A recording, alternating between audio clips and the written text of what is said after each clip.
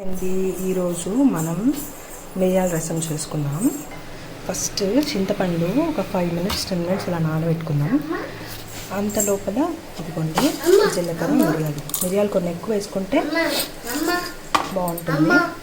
ఏ వెదర్లో అయినా మనకు best combination అంటే రసం అన్నం బాగుంటుంది.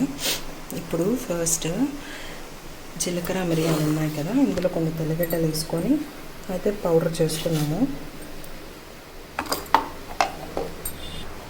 ఇలా అయితే బాగా పౌడర్ చేసుకుంటాము. ఇంతలో పెనం మీద బాండ్లు పెట్టుకొని ఆయిల్ వేసుకుందాం. తిరగబాతికి ఆయిల్ లైట్గా వేసుకుంటే సరిపోద్ది.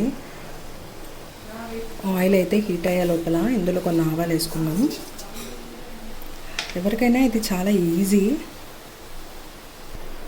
ఇలా ఆవాలు చిట్టుపట్టలు ఆడగానే కొన్ని అయితే ఎండుమిరపకాయలు వేసుకున్నాము.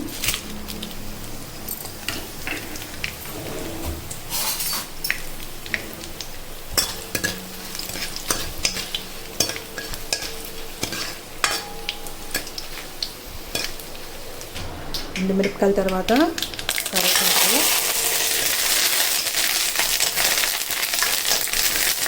ఇంకా ఇప్పుడైతే మెయిన్ ఇంగ్రీడియంట్స్ వేస్తున్నాము ఆ స్మెల్ రావడానికి. కానీ మనం పౌడర్ వేసి పెట్టుకున్నాం కదా, మిరియాలు, తెల్లగడ్డ, జీలకర్ర పొడి, ఇది వేయంగానే ఇంకా స్మెల్ వచ్చేస్తుంది అన్నమాట. అలాగే రసంకి మెయిన్ ఇంగ్రీడియంట్ ఇంగువ కూడా పేల్చుకున్నాం. ఇంగు వేసుకున్నాం కదా, ఇంకా అదైతే మెంతుల పొడి అన్నమాట.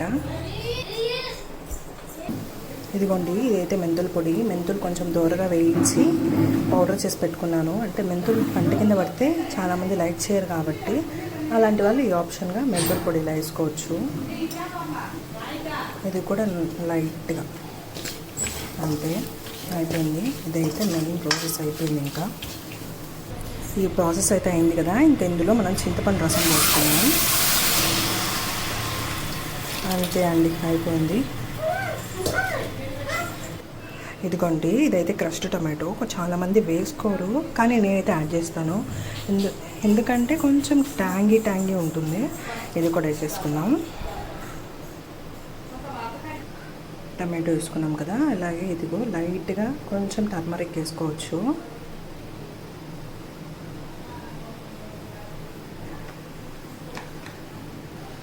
అలానే ఇంకా మన టేస్ట్కి సరిపోయేంత సాల్ట్ అనమాట. డన్. ఇదిగోండి ఫైనల్గా రసం అయితే రెడీ అయిపోయింది.